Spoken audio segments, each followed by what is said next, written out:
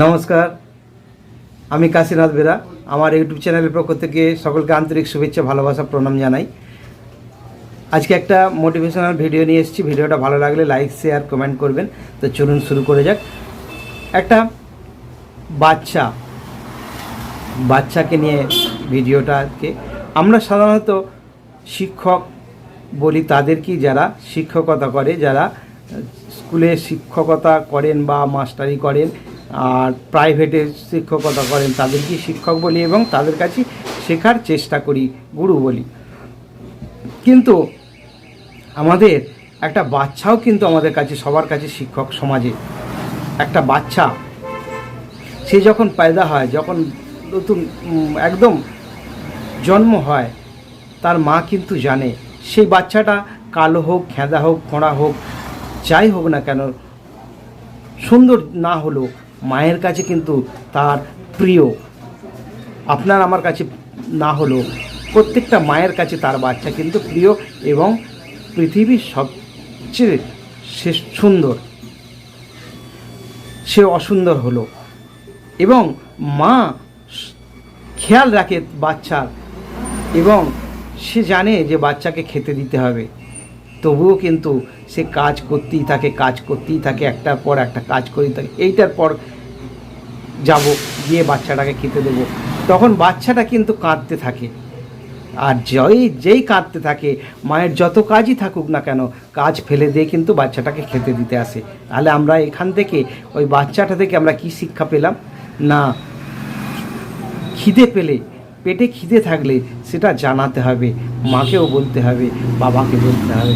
না জানালে কিন্তু কেঁদে সে জানিয়ে দিচ্ছে যে আমার খিদে পেয়েছে, আর যেই জানিয়ে দিচ্ছে মা ছুটে খেতে দিতে আসছে। তো এ থেকে আমরা শিক্ষা পাই সমাজে। তাহলে আমাদের শিক্ষক হলো কি না? অবশ্যই হলো।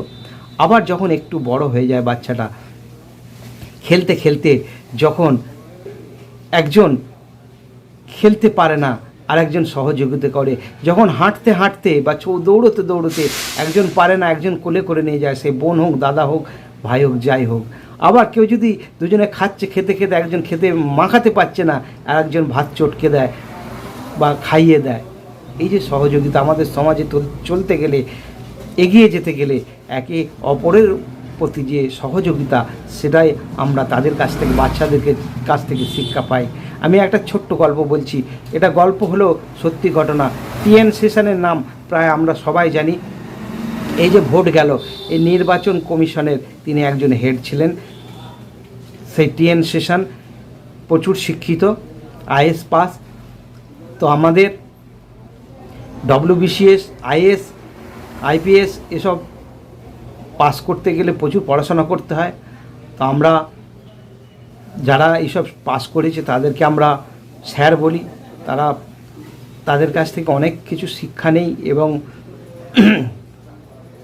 তাদেরকে প্রচুর গার্ড দেওয়া হয়, প্রচুর মাইনে দেওয়া হয় তাদের শিক্ষিতর জন্য, তাদের মাথার ব্রেনের দামের জন্য। কিন্তু তাদেরকেও মাঝে মধ্যে আমাদের এই বাচ্চাদের কাছ থেকে শিখতে হয়। তারই একটা উদাহরণ, টিএন সেশন বেড়াতে গেছে 4 চাকা নিয়ে, তার মিসেসকে নিয়ে, অর্থাৎ ওয়াইফকে নিয়ে গ্রামে গেছেন। গ্রামে গিয়ে দেখছেন না একটা তাল গাছে বাবুই পাখির বাসা, এবং হাওয়ায় দুলছে, খুব সুন্দর লাগছে, পাখিগুলো বসে রয়েছে, আরও সুন্দর লাগছে। তো দেখে গাড়িটা দাঁড়িয়ে পড়লো এবং তারা দেখছে। দেখতে দেখতে তার টিএন সেশনের স্ত্রী অর্থাৎ ওয়াইফ বলছেন যে আমাকে একটা ওই বাসা, পাখির বাসা পেড়ে দিতে হবে, আমি নিয়ে যাব। শখ।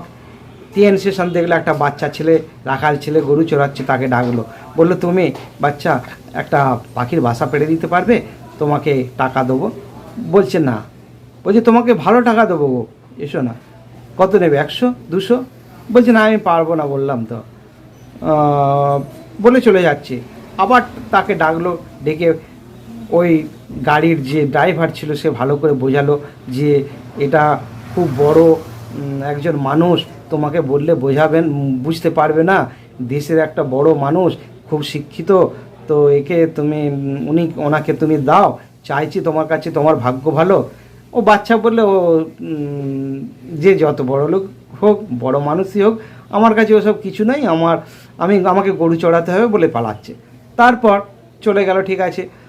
আবার একটা বড় কৃষক ওখানে কাজ করছিল জমিতে, তাকে ডেকে বলছে যে ওনাকে ডাকা হলো, ডেকে ওনাকে বলল, উনি বলছে না আমি পারবো না, আমার দ্বারা হবে না।